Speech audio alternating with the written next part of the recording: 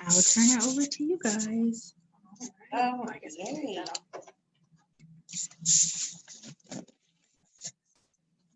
What are we doing with it? You turn it around this way too. Okay.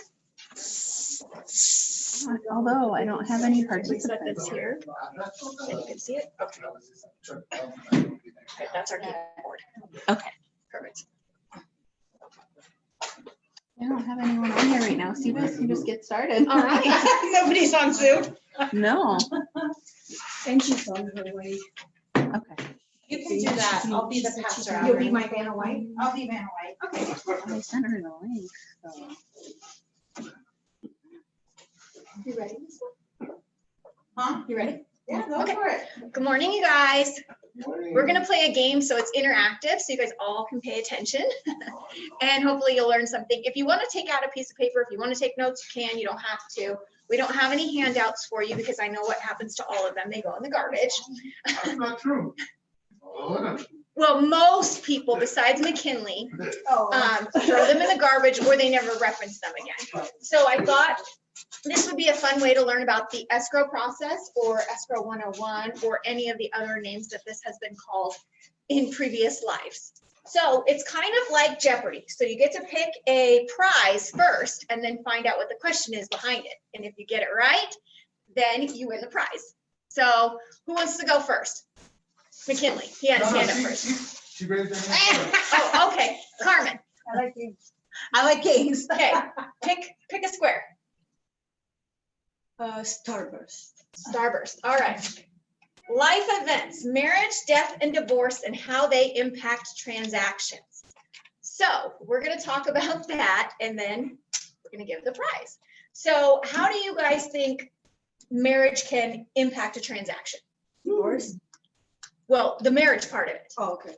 So I'll start off by giving you guys the background behind that. So Nevada is a community property state. So a lot of times people will say, purchase a property prior to marriage. Then they'll come and they'll try to sell the property and they're married and they'll say, well, but I owned this before my wife was on title. She has nothing to do with this property. Well, now that you're married, she does have something to do with this property, even though she's not on title. Does that make sense? Yes, it does. You understand that, we understand that, but a lot of times your client won't understand that. So the reason that we ask for the statement of information at the beginning of the transaction is because we're going to need to get a spousal deed executed, which means that she's going to sign away her interest on that. Now, you might think, oh, that's not a big deal. The client might think, oh, that's not a big deal, but the wife might say, oh, that's a big deal because I want some of those proceeds. Or oftentimes what we find out is, oh, I don't know where my wife is. We don't speak, which sounds kind of weird, but it happens a lot. Yeah. We have one of those situations right now where we can't find a wife, or the wife, it took us like 2 weeks to track down a wife, or a wife is out of the country. Time to go see Ben. So Well, and there's nothing like being at closing. We're getting the docs on the buyer, everything thinks we're good to go. The husband's scheduled for a signing. We're in the signing and there's a question that states, have you ever been married during the ownership of this property? Oh yeah, I'm married. Well, we're supposed to be closing tomorrow. Where's your wife? We need her to sign a spousal. Oh, she's out of the country. So it's just always good to know up front. If the vesting is showing them not married and you know they're married now, just give a heads up to your escrow officer. and they always let it slip, Yeah. always. It doesn't Oh, my matter wife. how long they're married, right? Huh? Doesn't matter how long. Nope. If they A can day. be married a day, they An can be hour. married 10 years. What if they got divorced in the meantime? There you go. That's on to divorce. Okay, we'll talk about divorce and then we'll get to death. So tell them about divorce, Lisa. Okay, so divorce, that's a good one. I just had one of those last week. So he bought the property unmarried. He's owned the property for 10 years and he got married and divorced. So he's still unmarried, but he was married and divorced during the time he owned it. We have to see a copy of the divorce decree in that situation. If in the divorce decree, she wasn't given anything to the property, it was all just in the divorce, he gets the property, she doesn't get any monies, anything like that, then we don't have to worry about a spousal, because there is a statute that said if he took it unmarried, he's currently divorced, divorce decrees a court order saying she got nothing in the property, we're good to close. If we get a divorce decree and it says anything in there about she's supposed to receive money, any type of interest in the property, and sometimes you may think, oh, well, it says she's supposed to receive $10,000 and he already paid her that, so we're good to go. No, we still need to have her sign a spousal, and we have to have her sign a letter stating she received that $10,000. Makes sense? So divorces, the best thing in an instance, if you know of any type of a divorce situation during the ownership of that property, just get that divorce decree over to the escrow officer. They'll review it, let you know what we are gonna need, aren't gonna need. And then that way we know up front if we're tracking anything down, anybody down or anything. And again, that sounds really simple, right? To get a copy of the divorce decree, you would be surprised how many people don't keep that copy of their Oh divorce my decree. God, I went and got it like 5 times already. So, I so never find it. things that sound really simple may not be, so it's better to start working on those things at the very beginning of your transaction. You know, Death, Speaking of that, go ahead. the death one is tough too, because, you know, it's always, I'll be quiet. We're getting to the cement part, McKinley. So death can be very complicated. Death can mean probate, death can mean no probate, death can mean a dead deal. So Lisa, do you want to explain to them all of the ways that death can impact the transaction? I don't even know if we have time to talk about all of the ways. Well, the main thing to know is, and I believe we were having a conversation on a trust Yes. last week. Okay. Can I ask that? There was another agent that had called me, and basically they were getting ready to take a listing. Mother and son were on title, mother passed away. So they needed to know, does this need to go to probate, not go to probate? If you know right up front that there is a death involved in it, immediately read out, even if you don't have the listing or anything like that, just to do a quick reference. If they're on title as joint tenants, if there is a joint tenancy that is there, there's no probate. We need the original death certificate. It's an affidavit death of joint tenant that's recorded. Simple. We close, good to go. I've had transactions where they go into contract, they send everything over. Here's the death certificate, because in the past I've closed deals, all you need is a death certificate. There was no joint tenancy. That has to go through probate. And I had an agent actually argue with me, well, I closed one before and all we had to have was a death certificate. Well, that's probably because there was a joint tenancy established. So it's all in the wording of that current vesting that's on the deed. So just reach out in advance, ask your escrow officer or your sales rep to pull a profile, pull the current recorded deed and see what type of tenancy is established. The joint tenancy is no problem. Exactly. And It has to say joint tenants. Now, say there's 3 people on title, like say there's a mother, father, and a son, it has to state all as joint tenants. Like if that word all is missing and there's more than 2 people, then that can create Because a, it could be the mother and father as joint tenants and the son not. So now it's still probate. so it's really a matter of like the Very word specific. all can cause it to go to probate. So it's better to call one of us and let us tell you than for you to look at it and see the word joint tenants and think, oh, we're good. Why would you not automatically? Well, what if it was joint tenants? One person passed away, Mhm. the father and the mother, and then all of a sudden the mother passed away. But it was left in trust, but it was in joint tenant, but now both. Well, then we parties- look at the trust. No, is it in a trust? Well, let's just say it wasn't in the trust. No, then you're looking at probate, So because it's all not parties ours. are deceased. Right. Yeah, if all parties are deceased that are actually on title, you're going to probate unless it's in a trust, which is a whole different category. Yeah, we're gonna get and why into, you so. wouldn't put joint tenants, there's a lot of reasons. So if me and my husband, let's say me and my husband, we just, I don't want to say don't trust each other, but let's say we have separate children. That would be maybe one of the reasons. Let's say we married later in life and we're already established. That could be one of the reasons. Let's say I'm extraordinarily wealthy because I'm a genius and I created some wonderful thing and I have more money than he does going into the marriage. That could be there's a million reasons you wouldn't do a joint tenant. So, or it could be a brother and a sister. Maybe it's not a husband and a wife. Maybe it's two business partners. There's a lot of reasons to not do joint tenants. And They can, anybody can. But you- but you'd be surprised, Only and in Alabama. there's a lot of people, especially now, that are coming in from other states. And there's all the other states, their vestings are different. Right. different. Right. So they come here and they buy a property and they're like, we want to vest with rights of survivorship. But there's no joint tenancy. Right.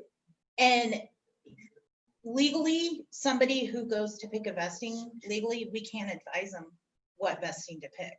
So they're thinking, oh, we have rights of survivorship, we're good to go. But then when they get down to it, it's the joint tenancy is what you're looking for.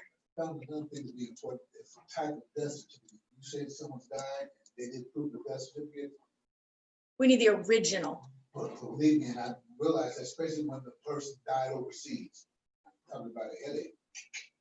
Well, and that's another thing is anytime that we're looking at birth certificate, marriage certificate, death certificate, any of those kinds of things, if they are not United States, if they are from any other country and they're not in English, they have to be translated by a certified translator. And that means it's not somebody who knows Spanish and translated it out and they said, you know, they had it notarized. It's an actual certified translator. And we don't pay for that. That has Yeah. to be something that they have to do. I'm actually $300 an hour. Yeah. So- And they have to have like Secretary of State stamp on it, right? No, not a Secretary of State stamp, but it's just certified. So there's like, you can look up certified translators and you want to ask them if, But, okay, just, I'm sorry to interrupt you. Yeah. A certified translator from overseas? no, here. Okay, that's the point. Yes. Because a lot of times when I do it overseas, it's cheaper. Yeah, they have Yeah. to do it here. Here. Okay, that's very important Mhm. part of it. Yeah, because Okay. if you get somebody in town to do it, Mhm. the main thing that you're looking for is they're gonna have it's like a DMV certified stamp. Mhm. And they have certification through the Department of Motor Vehicles, but Yeah. that certifies them to be able to translate these documents. Do they have to take a test for that? Probably. Oh, I'm I should assuming, do yeah. that too. So- She's like, something else I can do.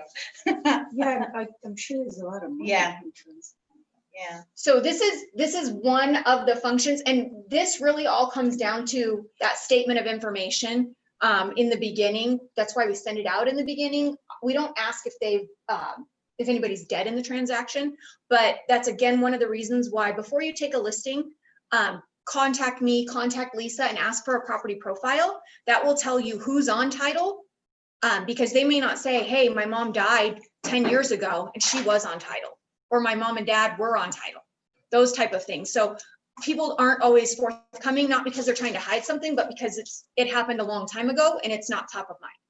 So that's one of the reasons to contact us at the beginning of a transaction. and that's- if you know of any of these situations, just give us a heads up. It makes Escrow's life so much easier if we're finding out day one, hey, I've taken this listing, this person's deceased, or they were married, or, you know, let's work on getting the solution at the beginning.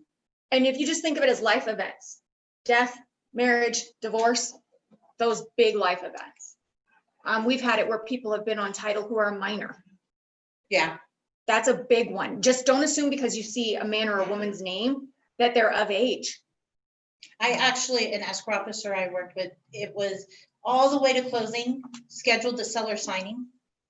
Goes into the signing, there's a man, a woman, and a 13-year-old child in the signing. And so she immediately goes to the man to start having him sign the paperwork, and he goes, no, no, no, he's the signer. And he points to a 13-year-old. How would that happen? You can put What anybody on title. You can, How would that memorize, show ID and all that stuff? not Not when to you're be a added. buyer, to sell. So what happened, what it was, is the parents were, it was Chinese, they were Chinese. The parents lived in China. They wanted their son in America taken care of by the brother and sister. They wanted him in America. So they purchased a home for the sister and the brother-in-law to live in with their son, so their son could be taken care of in America, but they put the home in the son's name because they did it for the son. And they didn't realize the American way of, Laws. yeah. So the deal ended up closing 3 months later, and how it closed is they had to do a legal guardianship of the child. And then the aunt and the uncle were able to sign the documents on behalf of his guardianship. But the agents didn't even know that it was a 13-year-old title.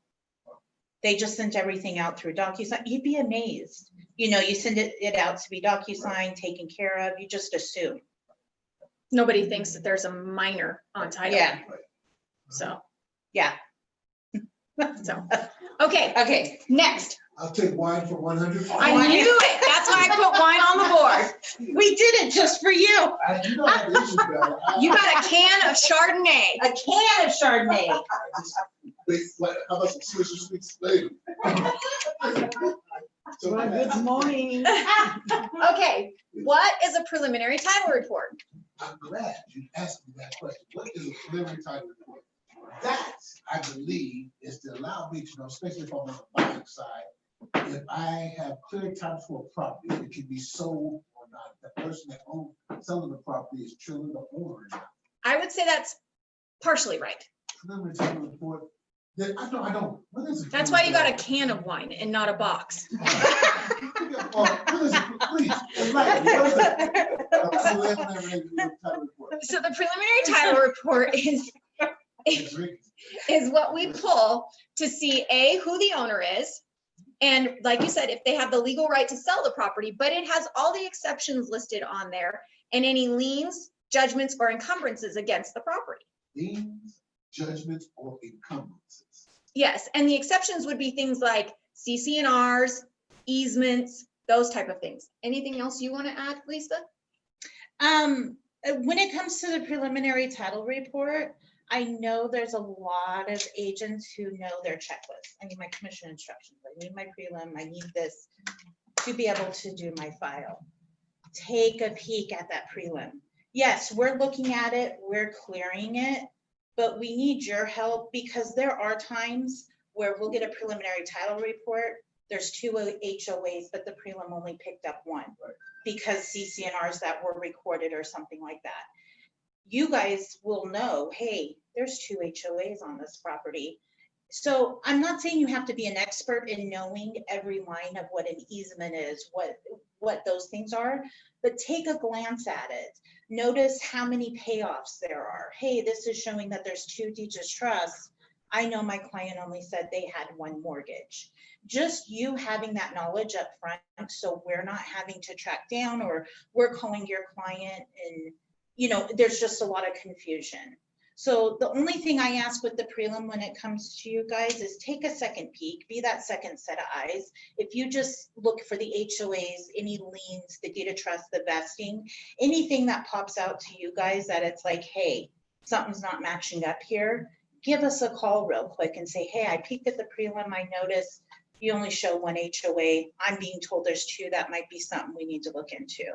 Because once again, you don't want to get down to the day of closing and we have the seller signing off and they're like, hey, where's that other HOA on my statement? Or, you know. Or things like if your client has a common name, like Chanelle Beller, it's really common. How about Lisa Martin? Yes. And it shows that Lisa Martin has 15 child support judgments. Well, we're going to have to get those cleared up based on her social security number, based on other things other than Lisa Martin.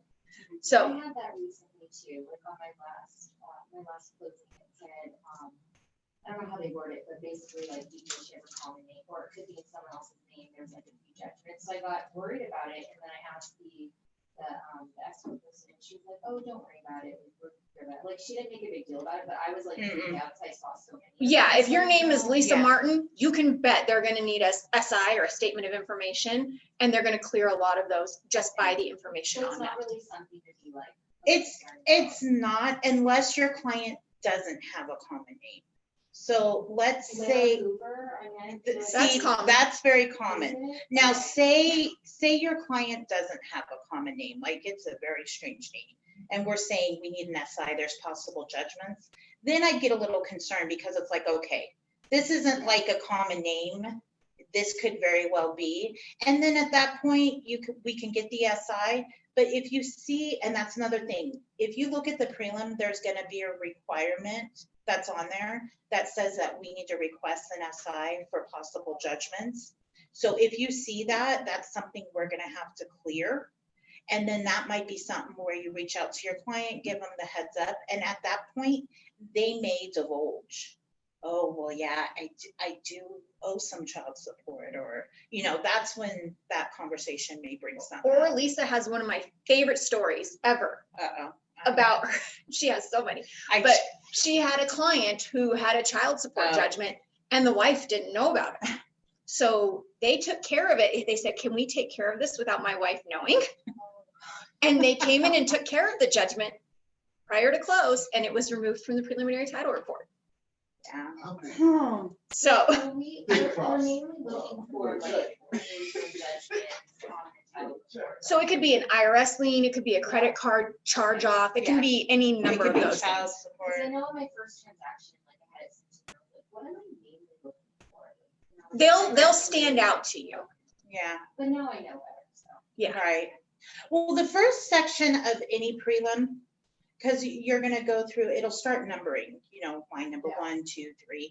A lot of those are just easements, Nevada power easements, gas easements, COGS, all of that kind of stuff. Then you're going to see if there's HOAs. You're going to see CC&R easements, and it's going to name, and it'll have the name of the HOA. Then once you get past those, you're going to see the taxes. Okay. Once you see the taxes on any prelim, anything under taxes, okay, how can I explain it? Anything before taxes on a prelim is property driven. So it's your easements, your CC&Rs, your HOAs. It's attached to the land. It's basically. attached to the land, it's attached to the property. Anything after your taxes is going to be attached to the person. So mortgages, SI, trusts, LLC, anything that's more of the person driven, things we're going to have to clear off a title go below taxes. Does that make sense?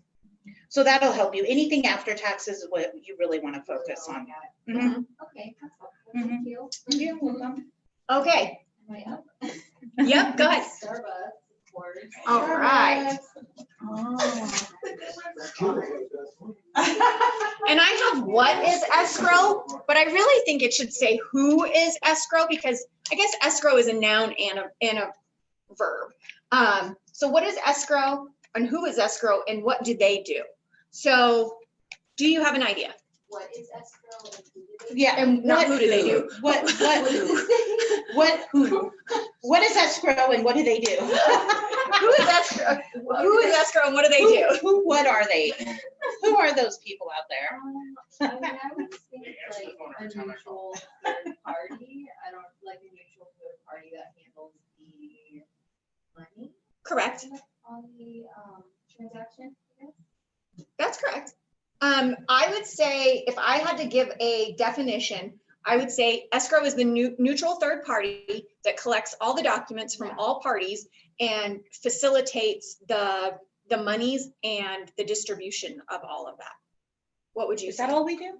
That's it. I mean, that's I like it. that title. That's in a nutshell. I'll go with that But one. I would say they are the peacekeeper, the psychiatrist, the secretary for the agent, the lender, the clients.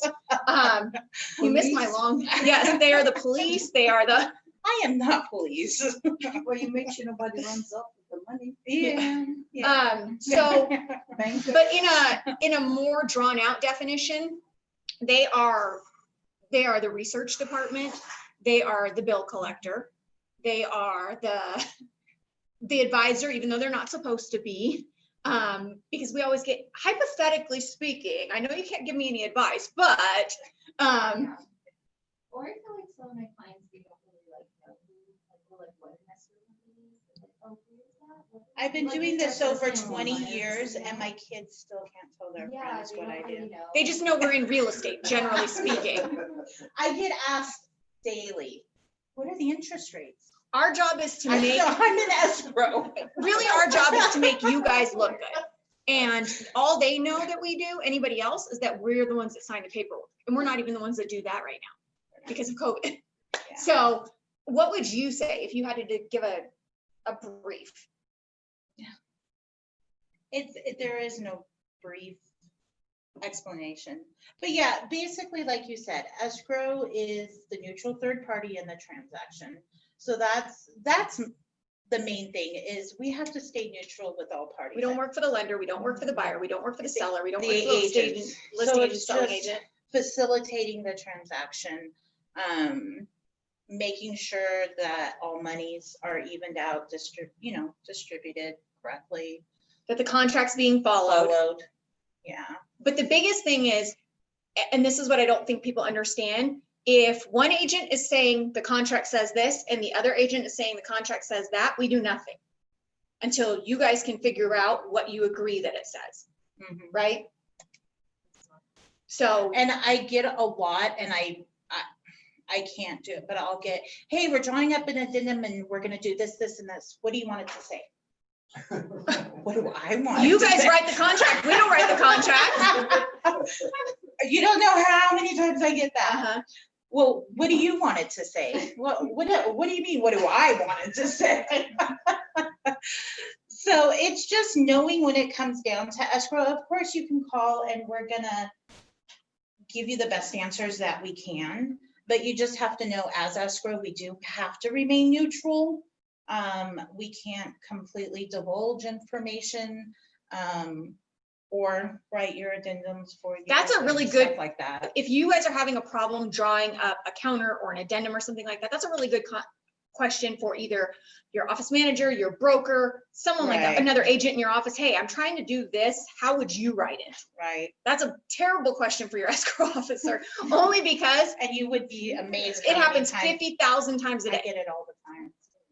But Yeah. I mean, I understand why people, because so many times you guys will write something and we're like, what does that mean? What did you just try to say? Because that's not how we're reading it. Right. So I understand why they ask us that, but it's a better question for someone in your office. And going back to escrow 101, escrow is once you have a consummated contract and you have earnest money, we're the next step. We're the first stop once you're ready to open escrow. So, Dave, Red Bull. Red Bull Red Bull. gives you wings. How do I open escrow, properly? Not just how do I open escrow, because we get it every way except properly most of the time. I just send an email with the offer and counter offers attached to. Give me back the Red Bull. That was not the right answer. It was missing a few Well, things. no, that's why he didn't get a case of Red Bull. He just got a can. Okay, once he That's the drinks boss. that, he'll probably have the right answer. So you can send an email, that's perfectly fine, with the fully executed offer, counter offers. No, you forgot the fully executed part. And that's what usually is missing, is the fully executed. We get, oh, here it is, it's coming. And Yeah. then the day of close, we still are asking. Well, no, you want to know what's great is I've gotten here is the buyer signed contract. Seller signs on its way. Open escrow. We need this escrow opened. And then the seller never accepts the offer, you Yes. know? So it's like, I've gotten that. I've gotten,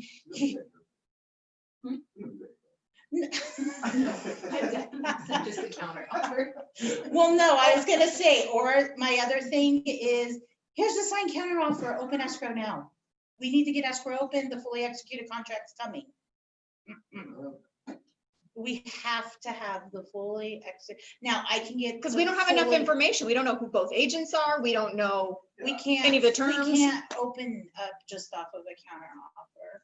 So we need that. Now we can open up as long as, you know, everything's pretty much there, like say the counter offers coming or, you know, an addendum's coming, stuff like that we can work with. we need that fully executed RPA.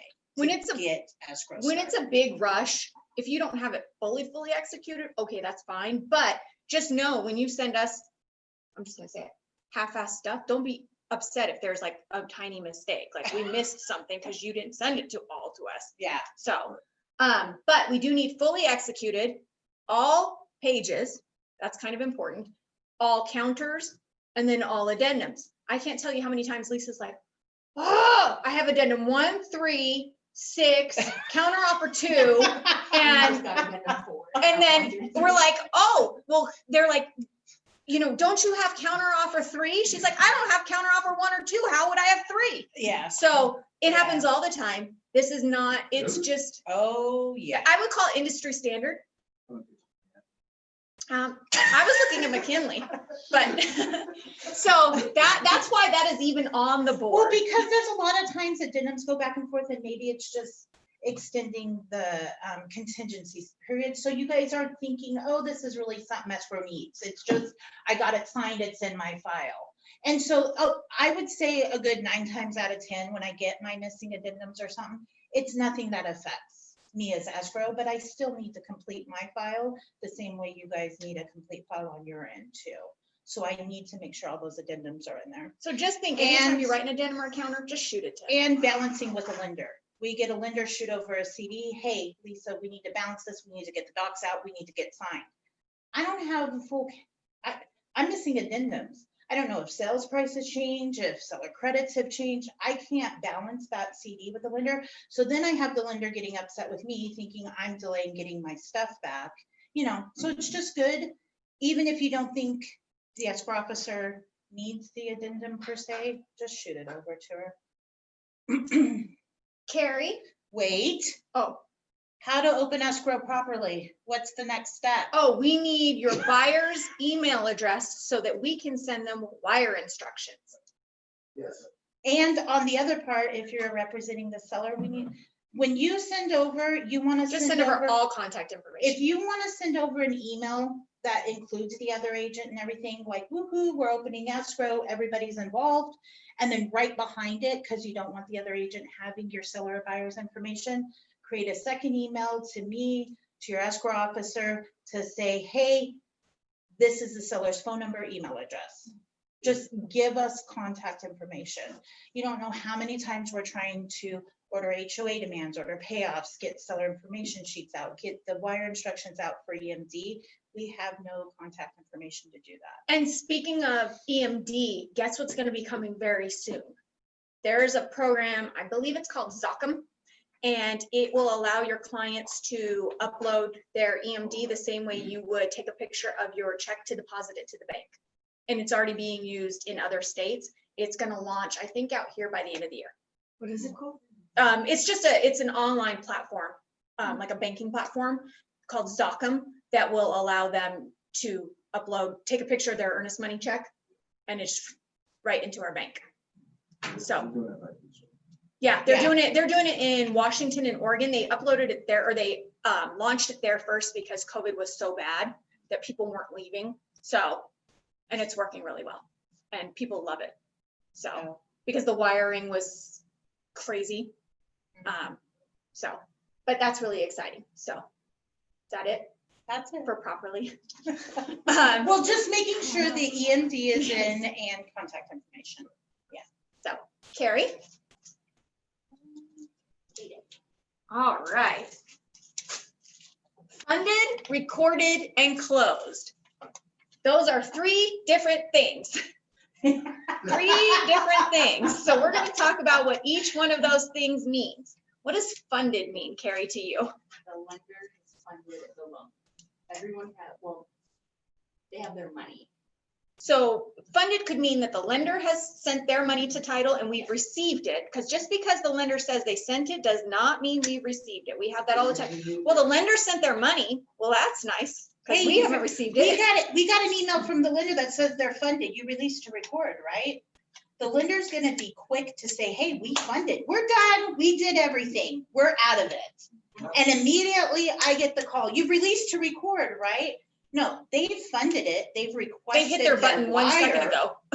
but we don't have their wire yet. And depending on what time it is, we may not get the money till tomorrow or 3 days from now if tomorrow's a holiday and then Friday or then Saturday, then Sunday.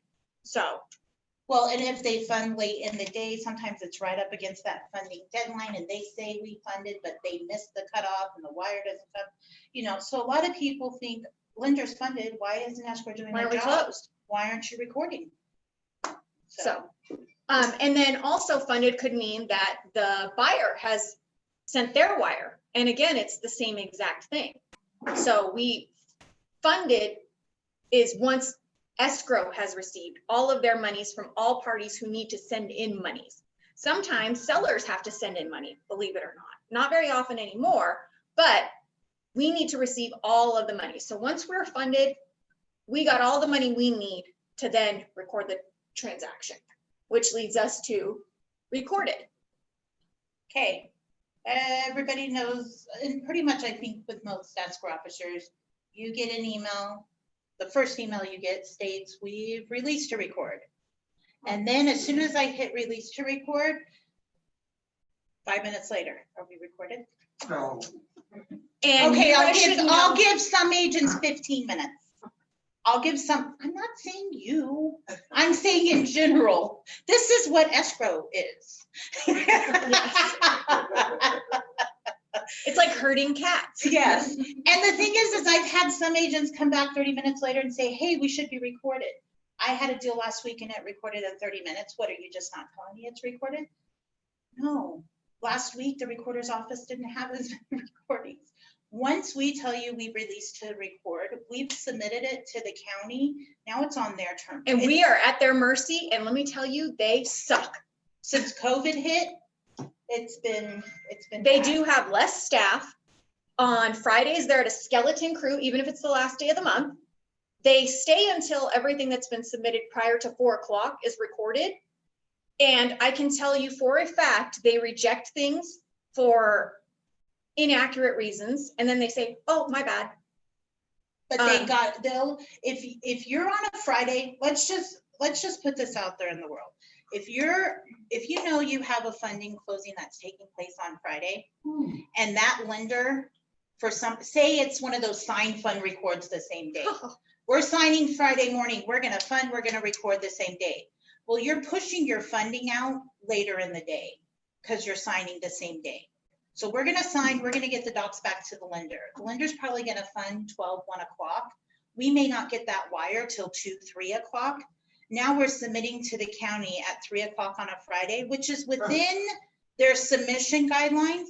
But if they have a lot of recordings and they're hitting 5:30, they're hitting the reject button.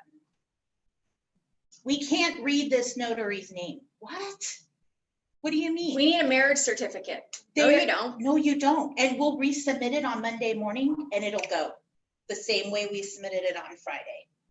It's because come Friday, they're on a skeleton crew, they're worn out, it's the end of the day. They'd rather reject them and say, okay, we're clear, And I we're hate out to of say, here. but they're government employees. So would you say like it's better to close like in a week? Kind of schedule If you it? can, If you can. if you can, Yeah. Mondays and Fridays are the hardest days for recording. I mean, you can't control it. Right. But if you can record a Tuesday, Wednesday, Thursday, and if you can get, lenders have become very accustomed to our close of escrow dates the 15th. We're gonna send escrow docs the morning of the 15th. You can sign, fund, record, and we still hit your closing date. They become very accustomed to that. And yes, it can be done, but it's pushing it out so far into the day, you're running risk of it not going. And I can tell you that Always. the last day of the month, this month, is gonna be a nightmare. It's a Thursday. And because they're not open on Nevada Nevada Day, Day. it's gonna be ugly. But the best thing to do with your lenders is get them to get us docs the day before. Let's get your buyer signed the day before. Let's get them in, get them signed, get the docs prepped. I can get them over in the afternoon. Then that morning, we're just working with the lender, getting them funded, the signings out of the So you way. close it. Yeah. Yeah. Yeah, so that way we're working with the lender to get them, but if we can, the best thing to do is to try and get that signing to take place the day before the closing date. I know you can't control all of them, but if you have the ability to, it's so much easier. And you have to remember that the county is recording like record numbers of transactions right now because refinances are at an all-time high. And most of those are closing on the last day of the month. So they are just slammed. And what is the difference between recorded and closed? It was scary, started still. What's the difference between recorded and closed? I would think that closed is once you have the money and it has recorded and then you send it out to all parties. That's That good. sounds good. Yeah. Yeah. So close is what we consider the file to be dispersed. So we're gonna record, for me, to try and get out a same day disbursement is pretty hard. If I can. if I was the gonna say, it's time- pretty impossible right Well, now. right now, I mean, just depending on the day, the time frame, stuff like that. So you're gonna fund, you're gonna record, and then I get the closing packages out the following day. I try and work on them in the mornings in between my fundings and get them out. But closed is when wires have been sent out, agents' checks, Republic Services, everything. We've dispersed the file, all funds, everything's done in the file, it's closed out. That's what closed is. So everything's been dispersed. Yeah. Mhm. So think of dispersed as closed. And speaking of dispersed, what is a good rule of thumb when your clients say, when do I get my money? So What is a good rule of thumb for you guys to tell them? after it closes, They're gonna say how soon after it closes. very soon. Very soon it's coming. Okay, well, I like your ambiguity, but that usually doesn't fly for us. Checks in the mail. So I always tell the clients, when I'm doing a signing, I tell them 24 to 48 business hours after close. This is out. Oh, it's 9 to 5. Yeah. Well, I say business 'Cause hours, if they basically close on at a 1 to Friday, 2 they're business not gonna days. get it a Saturday or Sunday. Or if it's a holiday, if they close this Thursday, they're not gonna get it until the following Monday or Tuesday. I like that. And with 48 business hours. Chanel saying the record amount of refinances, the record amount of what's going on right now, we can get a wire ordered, and there's so many wires with payoffs, with proceeds, with people cashing out, that some wires aren't getting out same day like they were. So it's not very often, but at your month end, at your high peak times, some of these wires we're pushing out on our end, but it still has to go through accounting, through the reserve and into the other bank. And there has been towards month end these last few months, a little bit of delay in that process. So that's why we say right now to tell them 24 to 48 business hours. And most people are just fine with that. Mhm. So I just tacked that on. Sorry, you should get a payday in a quarter. Okay, who wants to go for the Skittles? Skittles? Oh, I didn't even know they were still up there. He called Skittles? Oh, you got the ugly one. HOAs. Dun, dun, dun. He's gonna have wine We and get, Skittles. we get so, I bet if you drop one of those Skittles in that wine, it would be good. HOA, there was a good, did you be sending paper about HOAs, the lawsuits that are going on with, a lot of HOAs right now? Mm-mm. There's horrible ones out there. There's a big, like, 3-page article in the Sunday's newspaper. That doesn't surprise me. I can tell you, we get so much like guff and just grief from the clients, so you typically sellers, about the HOAs. Why do I have to pay this? I already paid that one. Well, I'm sorry you live in 3 HOAs. But Red Rock. Well, and as buyers, they didn't see those fees because the sellers took. pay them. Or Sun City Yeah. has a beautiful HOA.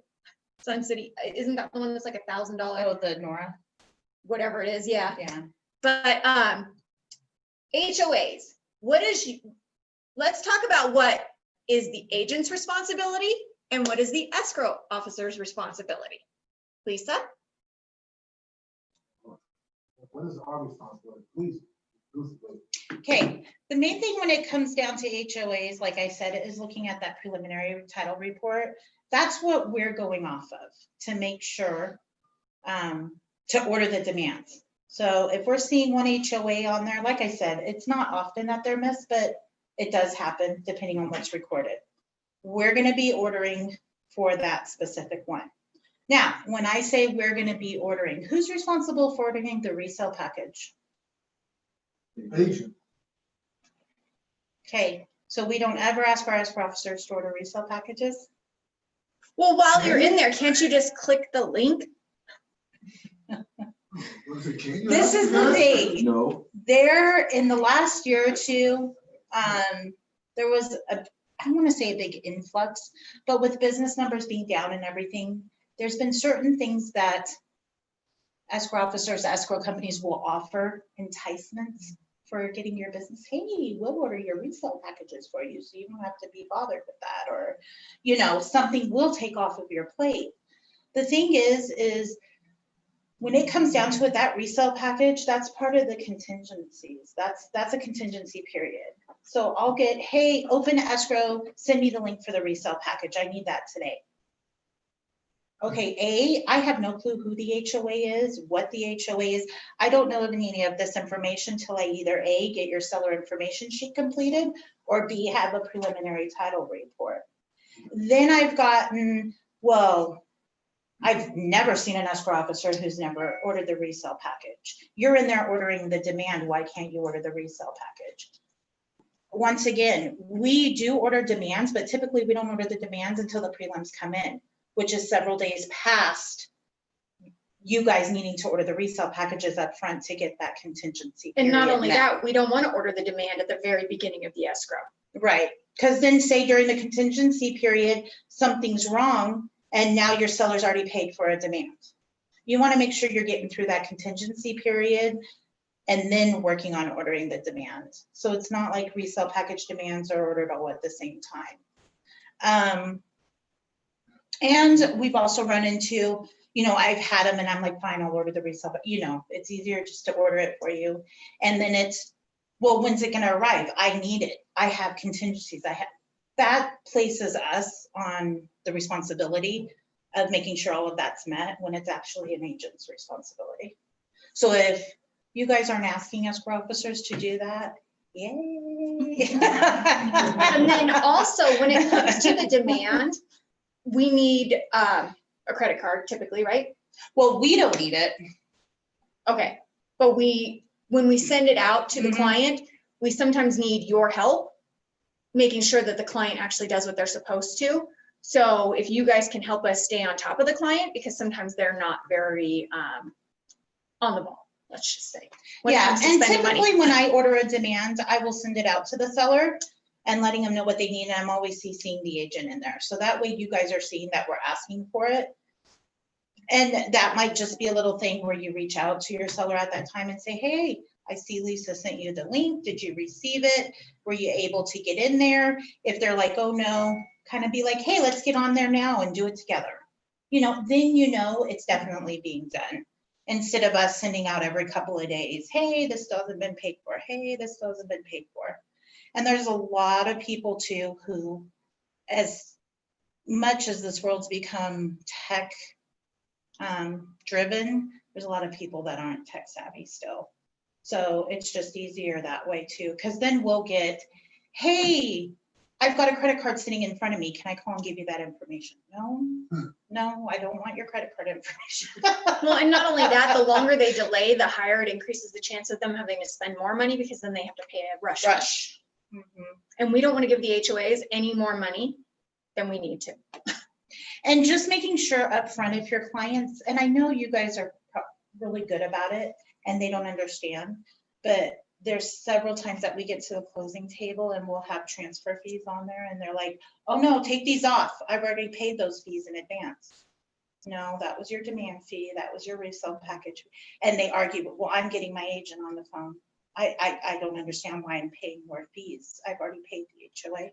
So just kind of letting them know, once again. It's a good, if you guys don't have a document like that, you prepare them ahead of time. If they're in an HOA, you can expect, you know, this range of fees for the resale package, for the demand, for the transfer. It's a good document so that they're not pissed off at the end, because quite frankly, that's probably the biggest thing that pisses them off. I don't know how many signings I have pissed off sellers, not necessarily at us or you, but just fuming over these HOAs, and I can't believe I have to pay another fee, and I wasn't expecting. And if you it. get, because at the signing, that's where they should be excited. They're either, unloaded something off their plate or they're getting money back, but So what are those fees Yeah, what are the normally? differences? so the demand range is typically what? Oh, no, she was saying the differences in what they are. Yeah. Yeah, so the resale package, so the first fee they're gonna be responsible for is the resale package.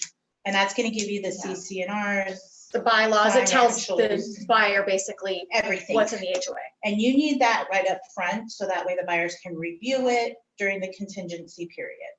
So that's gonna be the first thing that they go online and they're gonna pay through link.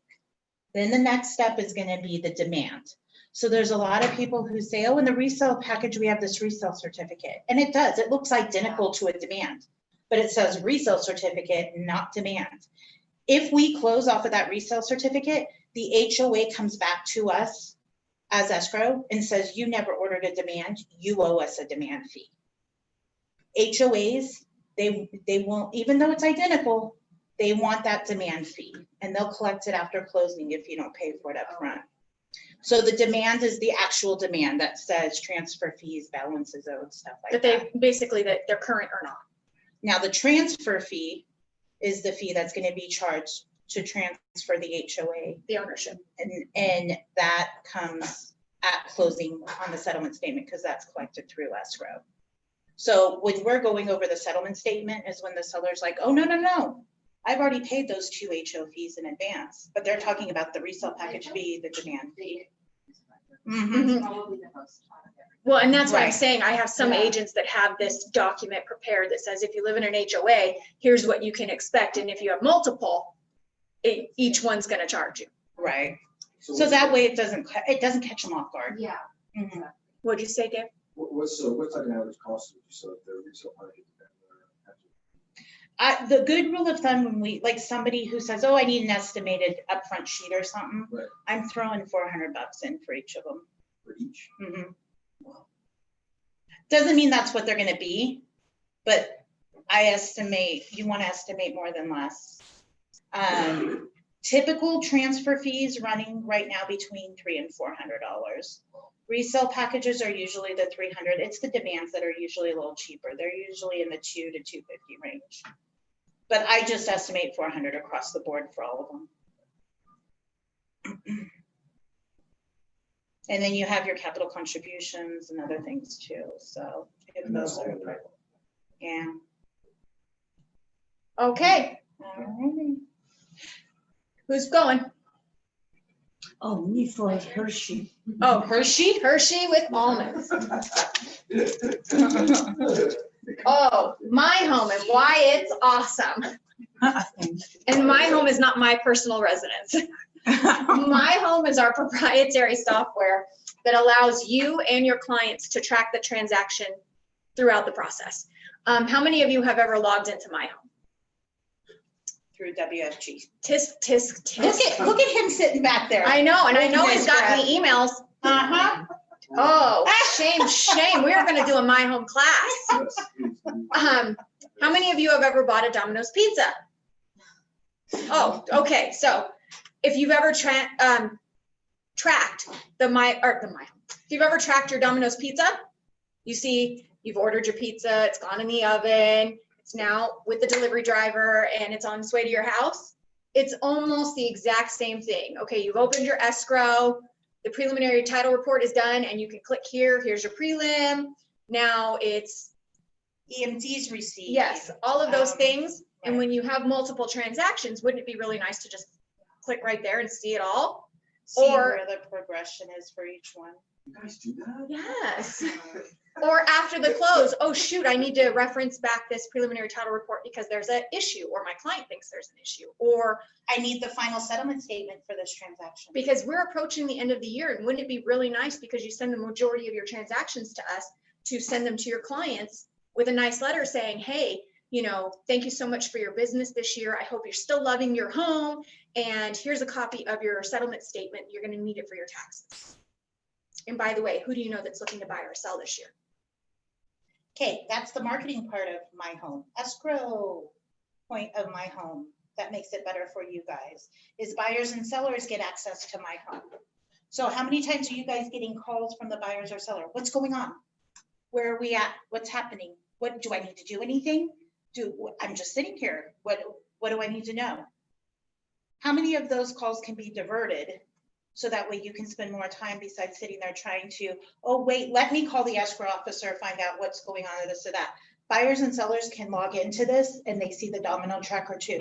It tells them how close they're getting to expecting to sign their documents, what's taking place, what they need to do. Buyers and sellers feel like they're a part of the transaction and they feel more comfortable. And it gives them the ability right then and there to reach out to us. Because 9 times out of 10, they're gonna call you for status. What are you gonna do? Okay, I'm in the middle of trying to get my next transaction. Hold on, let me put this on hold. Let me call the escrow officer. Where are we at with the status? Okay, let me hang up with the escrow officer. Let me call the seller back. They're seeing it and it lets them know if they have any questions, they can reach out to escrow directly. That way it stops you guys from getting those calls. Or to their lender. It has their lender's information if they're the buyer. It has the escrow officer's information and it has your information all handy right there. And then my favorite part is after the transaction is it follows up with them at 6 months, at a year, at the next year, and the next year. It drips on them for you. So it's pretty phenomenal. And it's also within the last month, they've switched it over to, so we send out the emails that say, like escrow's been open, here's the seller information sheet. But the buyers and sellers also get an email now that tells them, and the reason we're doing it both ways right now is because we don't have tech savvy buyers and sellers in all of the escrows, but it's our setup wizard. So it's sending them to where if they don't feel comfortable filling it out, faxing it in, emailing it in, they actually go onto the My Home Setup Wizard. It opens it up and they can just type. And then they click save and it automatically populates it right into our file. So they're not handwriting, filling it out. Oh, I'm worried about emailing this information or faxing this information. It's my personal information. It's kind of like you do with your doctor's office for those type of documents. So people are becoming more and more familiar with that. So the more they become familiar with it, we'll drop off on the paper version. Right now, we're just kind of we send it out both ways. So that way, whichever way they're comfortable with, we get it back. So it is a phenomenal tool for both you and your clients. Well, eventually, once we can get them to filling it out, it's one more thing that's not being sent out to you guys. Like, hey, can you have your sellers fill this out? It'll just go directly with them. You guys don't have to worry about it. And then it's nice for you to not be, because a lot of times if you send it to your clients, they send it back to you. And then that's one more thing that kind of in the back of your heads, if you get hacked, if you get, it's one more thing that you don't have to touch ever in the transaction. Right. So, Dave, since you're here, would you like, hi. You want a Snickers or an M&M? Categories left. You got Snickers or M&Ms? You don't know the category until you pick your candies. You pick your poison first. All right, Snickers. Dun, dun, dun. Cybersecurity. The more you know. Oh, it's your favorite topic. Yes.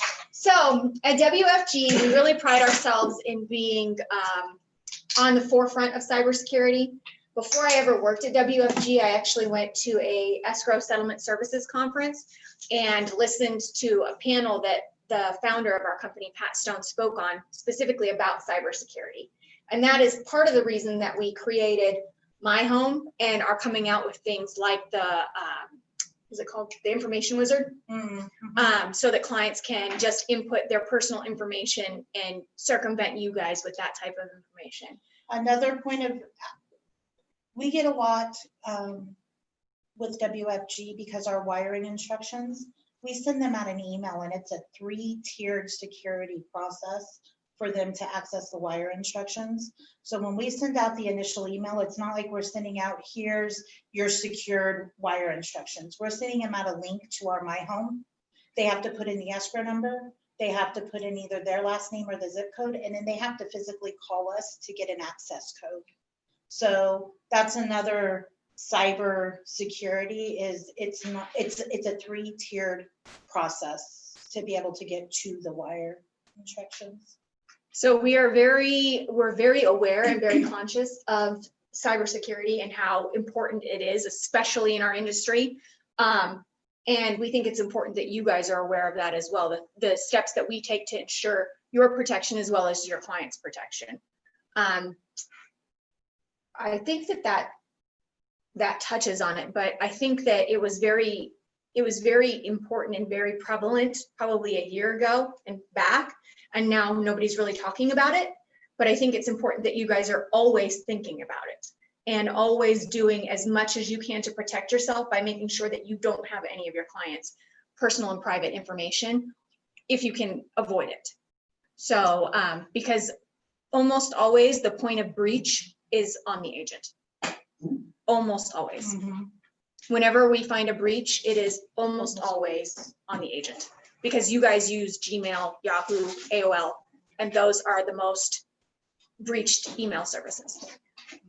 Which means you should have 2-factor authentication on your phones or your Gmail accounts. You should be using VPNs. You shouldn't be using like Starbucks Wi-Fi, things like that. So, but like he said, you know, double authentication, we have triple authentication for our wire instructions, things like that. Change your passwords frequently. They shouldn't be like Dave Rocks. I mean, you know, that's what mine is, but it shouldn't be his. Hey Siri, set a reminder. So, and then for the last one, who wants the M&Ms? We've got a new person who hasn't played yet. We have peanut. No, I know. I know. I didn't get them because, Chanelle just to get anal M&Ms. sorry, I wanted to get peanut butter, but I didn't know. She was worried about peanut allergies, right? Signings, who, when, and where. This is my favorite topic because we get so much grief about our signing fees. So we're going to discuss signings, who does them, where they do them, and when. Somebody actually gives you grief about signing fees? Yes. I love you, McKinley. Can I just take you with me everywhere? I'll buy you a can of wine every day. He'll be security. Yes. He'll be like, security, he'll be like. So the reason we have implemented signing fees for even in-office signings right now is because of COVID. Our company does not want our escrow officers and assistants rotating in and out with a bunch of different people for their protection and for ours. So we have mobile notaries who are sitting there doing the signings. We've sacrificed our notaries instead of our employees. So, But we have, for the most part, each office has a dedicated notary that sits in that signing room. So it's the same notary in the signing room. It's not a rotation of people in and out of the room. different escrow officers, So different we don't have to blame assistants. for COVID. Yeah. Duh. It's like contact tracing is easy. It's very easy. Nice. Yes. But I will say, knock on wood, we haven't had any notaries that have gotten it, but it's that one person and they wipe they're in control of that environment. Right. So After every signing, they're wiping it down, they're disinfecting. But with that being said, we do get a lot of people who are like, well, we're coming in to sign. Why is there a fee? COVID has affected all of us in different ways. And that's one of the ways that we have to protect us in keeping and doing business. and as far as I didn't add the who. Oh, I did add Yeah. who. So in our signings, we ask that only the parties that are signing come to the signing. So no agents, no lenders, unless you guys are signing on, unless they've given you, interest in the property, then by all means, come on in. Try not to bring 15 children. grandpas. We're really asking that it's limited only to the parties that are there. And then please don't show up an hour early. Ask your clients not to show up an hour early because we don't want a bunch of people lingering in the lobbies. We're trying to keep it safe for everyone. And then for you guys, for my clients, I still am available to do signings for them. I try to limit them again for obvious reasons, but I am still able to do that and I don't charge. And on that signing effect too, I just want to kind of throw out there because I've ran into since COVID has hit, I ran into it about 3 or 4 times. It's not very often that we get somebody who's overseas signing. I mean, it does happen. It's not on a common occurrence, but anybody who's signing overseas does have to sign at a US consulate. You do have to make appointments, and with COVID, there are a lot of countries where the consulates aren't taking appointments, or you're having to travel even further.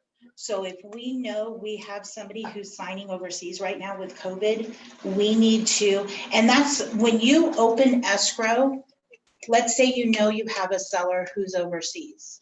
We can immediately, as soon as the escrow is open and we have a prelim, we can get them to sign all notarized documents Unless it's a at the buyer. beginning. Well, yeah, Yeah. buyers, we can't because we need loan documents, but with sellers, if you have an overseas seller, we can prepare the deed, the owner's deck, the documents that we need notarized, and we can start working on that at the beginning of escrow, so that way we have plenty of time for them to get to a consulate. And then we can have all the other documents and the closing statement and all of that signed through DocuSign. So if you know you have an overseas seller, make sure in the beginning. And then once again, if you have an overseas buyer,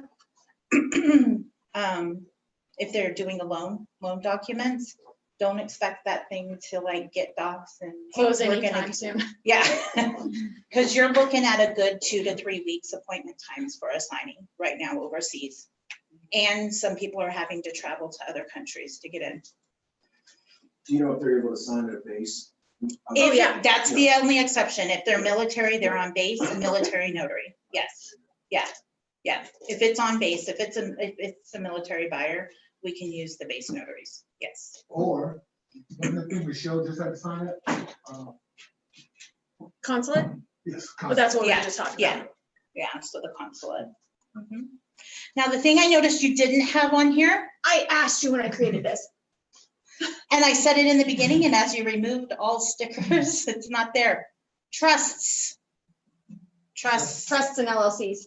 Trusts, LLCs, that's another big one. So there's a lot of times that your seller's in a trust, and we need that trust in the beginning. You don't know how many different well, I'm the trustee of the trust, and we get the trust, and they're the trustee, but they have to have, this person also sign on, there's all kinds of stipulations in trusts. So we need to make sure up front that the sellers provide us. And when it's a seller, we can't just do the trust certificate. So anybody who's had a trust or dealt with a trust, you have the full trust in the beginning. Now, we don't need like the wills and the medical directives and all of that towards the back, but in the beginning portion, it sets out you have a trust. What am I looking for, the words? I don't know, the part that tells who can sell the property. It's like the articles. It's the important part of the Yeah, trust. it's the beginning important part. So we don't need like all 100 pages of the medical directive and the will and all of that towards the back. And it's only towards the back if people haven't shuffled it. I find that like people get all crazy with their trust. Yeah. So But a lot of people will send us a 2-page trust certificate that just says, I'm the trustee, this is the successor trustee, blah, blah. Those you can use for refinances. For an actual sale of a property, we need that first. We need more than a trust certificate. And like I said, it's just always, always, always good to get over in the beginning, because if there's any stipulations, any issues within the trust, we know in the beginning, or if we're having to find somebody else to sign. Just like, like an RDO, Mhm. that you don't know, they're not in trust anymore. So, Okay, now see, okay, do you mind if I use No, your please, example? yeah. So he gave me a call last week and he had said, I'm getting ready to take a listing. And right now the property is in the son's name, but it needs to go back to mom's, but it wasn't a trust. I'm like, huh? So we look it up. And you would be amazed how many people are like, hey, I want the trust to have it. No, I want this kid to have it. Wait, no, this kid's gonna get it. And they all do it by themselves. yeah, They're they all just draw up the deed and experts. take it down to the county, and here, now this kid gets it, not this kid, and nope, now the trust gets it. So what I had found out, and I was able to look up images of the deed, is prior to, it was in the mom's name, then it went into the trust, and then it came out of the trust into the son's name. Well, now the son wants to give it back to the mom. And so Dave had said, can we help them with a deed to be able to get it back into the mom's name? Once it's in the mom's name, we're gonna do the listing. She's gonna be the one to sell the home. We can absolutely do that, but what I had told him to do, just so he doesn't cloud title more, is get me a copy of the trust. Because when the trust gave it to the son, what's gonna happen is you think you're gonna open an escrow and now it's mom's on title, mom's the seller. No, we're gonna have to backtrack. We're still gonna ask for a copy of that trust because it was done through an uninsured deed. Do you guys know what an uninsured deed is? No, what is an uninsured deed? An uninsured deed is, like we said, when somebody goes down to the recorder by themselves outside of an escrow without title insurance and is like, here, I want to record this. And So it happens all the time. it's any deed that wasn't recorded through a escrow title transaction where title insurance was given. It's an uninsured deed. Now, When they do it outside of that. so what's gonna happen is any uninsured deeds that are like that, and believe me, people have issues with this all the time too, is we have to go back to every party who signed that deed off. We have to get them to sign what's called an uninsured deed affidavit. So say, you know, it was a party, like in this transaction, where the trust gave it to the son, right? And then the son's gonna give it to the mom. Now we have two uninsured deeds, one from the trust to the mom, or to the son, and then the son to the mom. So when you get into escrow, that title department's gonna say, okay, the first uninsured deed, we need to see a copy of that trust to make sure the trust had the authority to deed it to the son. And the trustee of that trust has to sign our uninsured deed affidavit that says they in fact signed that deed and that they are not owed any money for doing that. Then the second deed now, from the son to the mother, we have to have the son come in and sign an uninsured deed affidavit that says he in fact signed that deed over to her and he's not due any money. So I've had uninsured deeds that were recorded 10 years ago where a business partner gave another business partner a property and went into hiding. Or now all of And a then- sudden they're yeah. disgruntled and now they want some money. Right. Or we say, hey, we have an uninsured deed affidavit. We see you gave the property over 10 years ago. We need for you to sign, say you're not owed any money. No, I want money. They're selling the property. Oh yeah, I want money. I want money. How much are they getting? So you just need to make sure that if these, because you don't know how many times people get upset because they're like, well, no, a deed was done. If it's uninsured, a title company has to go back to that party. If it was an LLC, we're gonna have to see those LLC documents, just like if they were the seller. So even in this case, even if the son were to sell it and we didn't transfer it back into mom's name. We still need the Go to the trust. trust. Yep. But that's why I said, before we do the deed going to the mom, let's look at the trust. Right. Make sure there's no issues with that transaction, because if there's an issue with that transaction, now we're doing another one, you're just gonna cloud it up more. So it's just better to take a peek at it now. Question, Mhm. by them doing those uninsured deeds, would that void their original title policy? Yes. So that's something I know too. People are being like, oh, I just want to deed this over to my son or whatever. That Yeah. title policy they paid for when they originally bought the house and got Just the voided it. career policy, whatever it may be, is now void. The title policy was issued to the dad. Title policies issued under the dad's name. Now you put it in someone else's name, there's no title policy. The title policy was for the dad. So in other words, if something encumbers the title later, like 5 years from now, and someone claims, oh, I have title to this property, you are no longer protected under the insurance for them to look that up and cover anything. Because you gave the property to somebody else that voided your title policy. Your So this title is not sure policies. title policy. Title, but like, so when you get the title policy that ensures that the property has no liens against it, Right. encumbrances, Right. nothing is owed. Right. You deed that over, so that covers, so if something comes up, their insurance covers the cost of getting that corrected. Right. Because they're guaranteeing that it's a clean Oh, I see property. what you're saying. Okay. You transfer that deed without that, No, it just null and void says. now you no longer have protection. So if someone comes Can and, that person oh, now well, go someplace and get protection now? the person that you transferred over to? Can they now go get protection? They can, what it would be is, it would be called like a title only. So it'd be a full search of the property. Again, anything that's owed due, it'd be, basically, there's no escrow in it because there's no funds payoffs, but they still have to run a title search. What I suggest to people, if they know, like say they want to give a property to a son, they have an owner's title policy, reach out to your title. So many people don't understand the importance. When you close and you get your title insurance policy, it's a packet, just like if you get automobile insurance, homeowners insurance, it's your packet. People have no clue what to do with that. They lose it, they get rid of it. But that's your title insurance company through the course of you, even, okay, let's say you refinance. So now you think, oh, I'm getting a new title policy. No, the lender is getting a new title policy because we're issuing a lender title policy, but we're not issuing a new owner's title policy. So that owner's title policy stays with them the course of owning the home. So they need to hold on to that, because if there's any claims that they need to make, anything happens with the title of their home, they need to refer back to that original title policy. That's who they got to reach out to for any title claims, for anything. Easements, anything like that too. Yeah, easements, anything that can go wrong, that's their title coverage. Now, what I suggest to people is if you want to add somebody, if you want to give the property to a child, if you want to do any of that, go back to your original title company that holds your title policy. Go to them and tell them, I want to sign this over to my son. Is there a way of, and there are, and every title policy is, a little different with title companies, but there are some companies where they just have to purchase an endorsement. So instead of having to purchase a full new title policy, it's maybe $100 endorsement.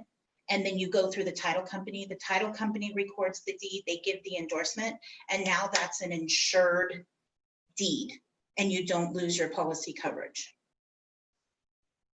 Thank you. Can you repeat that? Because I was wondering what makes it insured and what makes it uninsured? Insured is when the deed is recorded through an actual escrow title recording. And not as an And accommodation. And not only. as an accommodation. So when you record, don't you go through the courts, or is it through you guys?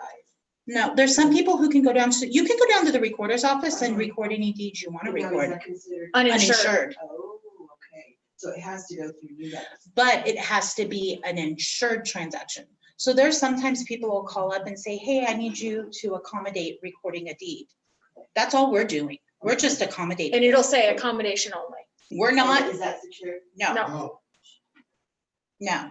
That's just an accommodation recording that we're doing to say, hey, we'll help and accommodate recording this, but we're not taking any liability. of the Basically, if you're not insurance of it. paying any money other than the recording, it's not insured. Yeah, Like quick claim deed would be the most common answer, most common.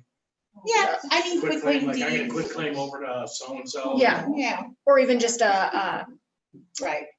Adding a spouse or something. anytime you're just adding someone to title, it's typically. And also adding spouses to title normally is still covered like within the title insurance. Always reach out to the person who has the insurance policy before adding anybody.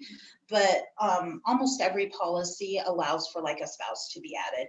And the almost all policy will be policies, okay. almost all policies, if you have the upgraded policy, you can go from yourself to the trust, to your own personal trust. Right. They have a premium policy or an Eagle policy or different Extended names. policy. Some companies, you'll see your buyers are charged for an extended policy. For us, it's all inclusive. It just depends on the title company. But if you ever see like it's usually about 10%. 10%. If it Charged allows to you- the buyer to give them an extended policy.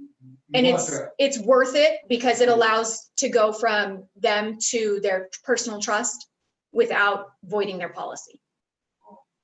Because there's some, if you don't have that extended policy and you take your property and put it in a trust, it's possible you just voided your title insurance. Oh, my God. So, I just gotta tell you, this has been valuable. You Yeah, know, for sure. the only thing I regret is that this wasn't taped, because you guys answered questions that a lot of people need to hear. I mean, Right. I know that, but if this was tape, I could just, I could just play this back, hey, big dummy. You know what? Just send us all your escrows and you'll have no issues. There you go. Send us all your escrows and we'll tape it.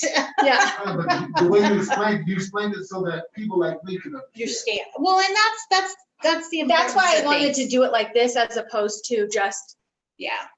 from beginning to end, because it kind of gets lost, I think, that way. Mhm. If You I guys can did a retain great it, job. you did a good job. Thank you. Thank you. Yes, thank you. Do you guys have any Which questions? means, which means together we must know our stuff. A little bit. You guys talked about prelims, right? We've been Yes. there 2 years. And then reading the prelims? Yes, Yeah, Okay. that was mine, wasn't it?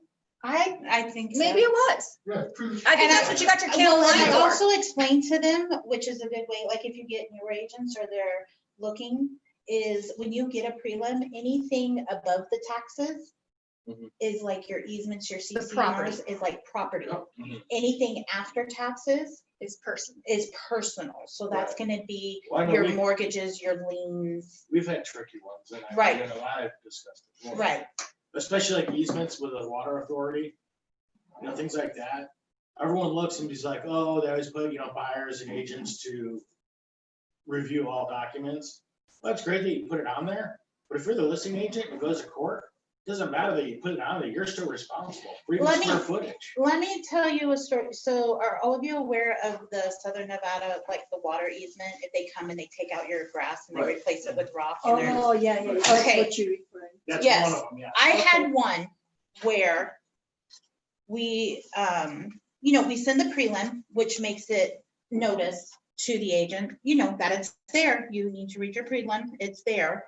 And in the email where I sent the prelim, I did a, hey, FYI, I see this one has a conservation easement, and kind of sent that with my email.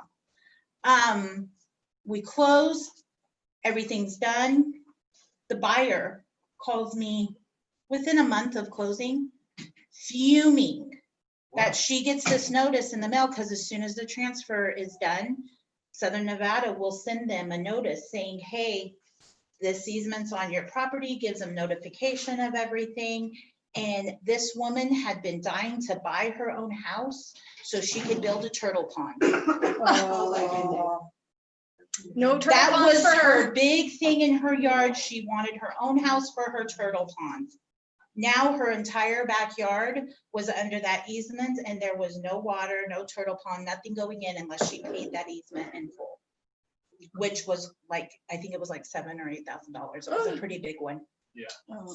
So in order for her to have her turtle pond, she was gonna have, now that would have been huge for her in buying the home. She would have not bought that home. That was something that specifically affected her in what she wanted with buying a home. So you do gotta keep an eye out for those Yeah. things. And easements always aren't always the backyard, like in my niece's house that just sold, they just had a section of grass they replaced, because they already had rock on the outside. Mhm. Mhm. So the easement only covers That section. a Yeah. little section of their backyard. So if someone wanted to put a pond outside of that section, they could. Right. So you have to just look at depends, what yeah. the easement And it is. comes, and if you see that easement and I let you know, hey, there's a conservation easement, you can request a copy of the map and I can give you the map. And it specifically shows you where What's that, been taken out. what's been affected. And since that turtle thing and all my signings, I print out the easement and I stamp it read and approved. And not all escrow make officers sure. are created equal. Not all will do. Yeah, that's not something that's common for escrow officers. I just happen to feel really bad for that lady. And so now in all of my signings, if there's a conservation easement, I print that easement, I stamp it read and approved. And I make sure that buyers are aware in the signing before they close that it has that conservation easement, just so it doesn't slip through. Well, Alrighty. Alrighty, guys. Chanel, don't sneak out on me. I like to talk to Okay. Let's sneak out. I get to sneak out. you. I got escrow screaming. Alrighty, guys. Well, thank you. Lunch. Lunch. It's that It's fun. protein and sweet. Yes. Good job there. Thank you. On the low brow. You're so crazy.